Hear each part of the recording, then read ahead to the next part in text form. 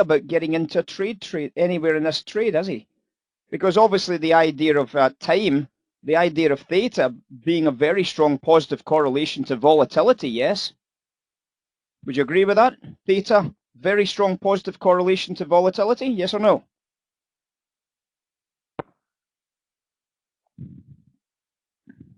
In most occasions, yeah, absolutely. On most occasions. Now, obviously, what kind of odd occasion is there? What kind of odd occasion is there?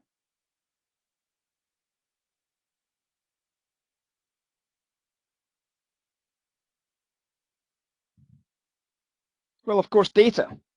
As you come into a data release, time is getting passed, but obviously you're coming into a high volatility event. So you'd imagine volatility would start increasing as time passes. So you get volatility going in the opposite direction to time coming into a data release, right? That's assuming they haven't already priced in the data release in advance, but you get the basic idea that you can get volatility going in the opposite direction to the theta because of a point event taking place. And that's something that we can all recognize. But that's obviously an exception rather than a rule. But obviously, what does Amin have to be very careful of? What is Amin really focused on just now? There's two things that Amin would be really focused on right now. What would they be?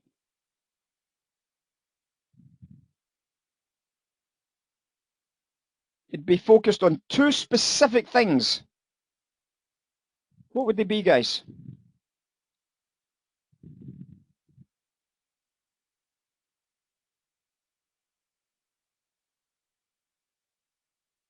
Well, he's going to have to be focused at the cash open, isn't he? He's going to have to be really switched on at the cash open because there's going to be a big surge in volatility, yeah?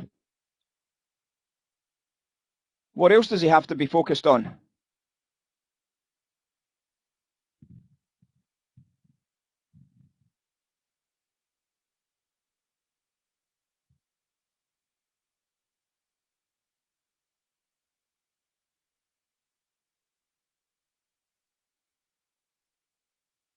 It's not that difficult a question, guys. It's not a trick question. If he's got to be really focused at the cash open, what else has he got to be really focused on?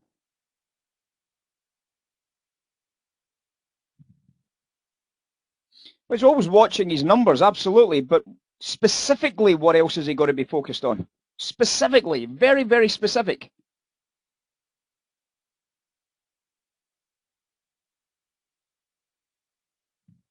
Event risk. Event risk, right? His biggest risk just now is event risk, yeah? Cash open is an event. University of Michigan consumer sentiment is an event. So he's going to have to be really focused at 3 o'clock, because if he's under-hedged at 3 o'clock and the market crashes because there's a big, massive number, I mean, could lose a lot of money, right? So this is his biggest challenge, is the 3 o'clock University of Michigan and the 2:30 cash open. Do you understand that? So in other words, the volatility events, the big volatility events could now really crush the position. So he's got to be really switched on with those volatility events to make sure that, you know, he covers his hedge. He makes sure that he's in a strong position going into those events. And if it means giving back some profits, that's better than wiping out your entire income, isn't it? So it means far better to give back some profits by being wrong than he is by missing the opportunity to get an absolute full hedge on in place for a break south. So it means not as bothered about the market going up, but he's very bothered about the market going down, correct? Because he's trading in the red zone, he can afford to let the market go up. You understand?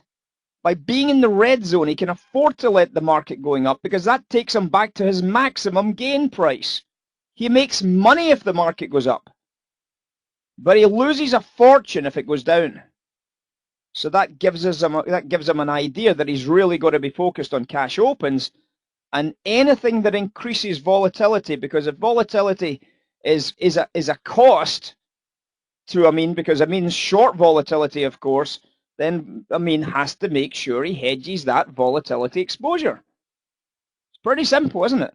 That's why when we start watching these event risks, we start watching to see what the dealers are doing around these event risks. Are they hedging their volatility exposure? Are they buying volatility products? Because we should see that, shouldn't we?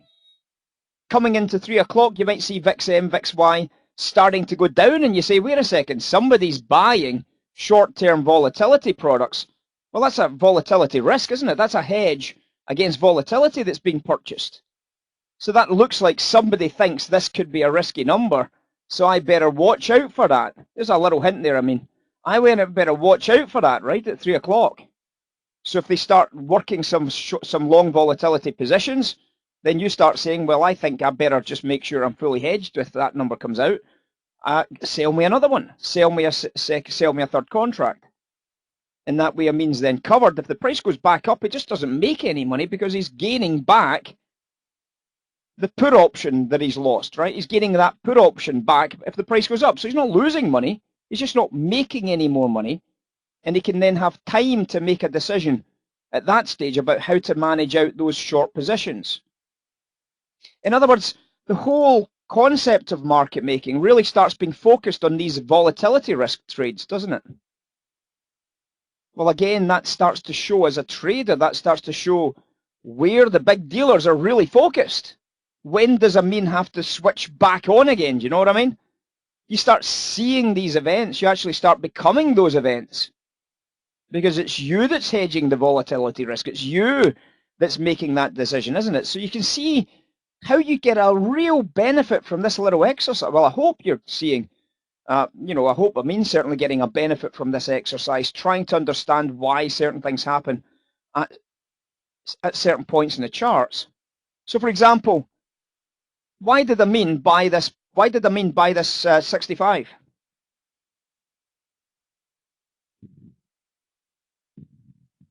Did they just pluck a number out the air at 65 and say, right, I'm buying 65? Was it just a random decision to buy 65? Why did the mean buy 85?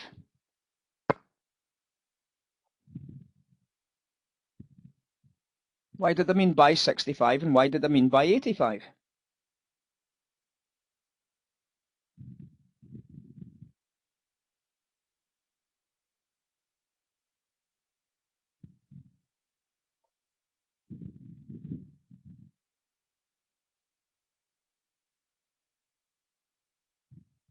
Was it just because value switched over here and we started to see a little turn down in value? Is that the only reason why Amin bought that at 65 level? If that was the case, why did they buy some at 85? Why did they buy some at 85 and then resell it? Because if you actually look at the volatility chart from yesterday for today, what difference between the strike price and the volatility levels below? What was the difference on the SPY? So there was the money's at 397. Yeah? 3970, correct? So the at the money strike was what price? 3970. So just add a zero to that number, guys. Just add a zero. SPY is 1/10, okay? Don't use the numbers because there's a difference between the SPY and the S&P. Just use the actual difference, okay? So if that number's 3970, the dealers are going to have to make a decision here and here, correct? So what's the difference? What's that price there, guys? 3955. Okay, 3955, agreed? And what's that price there? 3935, 3940. Let's say 3940 for argument's sake, okay? 3935, 3940. Doesn't make any difference, guys. It just has to be roughly the same, right? 3935, 3940. What's the difference between 3970 and 3955?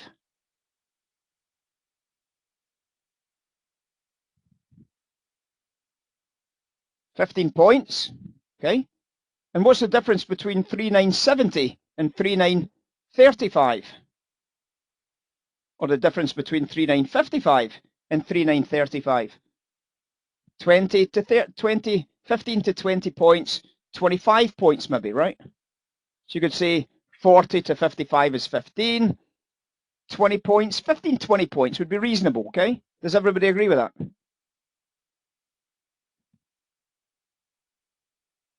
So if that's how many points the dealers have in terms of their brackets, what would Amin now do with that information? Well, he knows where the RGL is. He would deduct 15 points, and he would deduct 15 points, yes? Yes or no? He would deduct 15 points to find the same SPY level, and he would deduct 15 more points to find the next SPY level.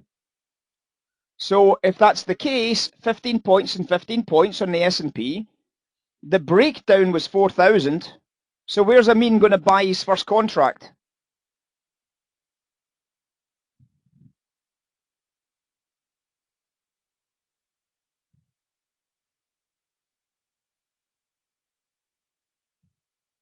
$85, right? 15 points lower. So Amin's going to buy one at 85 to see what happens, because that's going to be where the dealers are going to buy one to see what happens, correct? The dealers are going to buy one at 85 to see what happens. And if he decides to hedge that position, he's going to resell it at 85. If he resells it at 85, where's the next hedge? About 20 points away, yes? About 20 points away, agreed? So if he resells at 85, where's the next hedge? 65.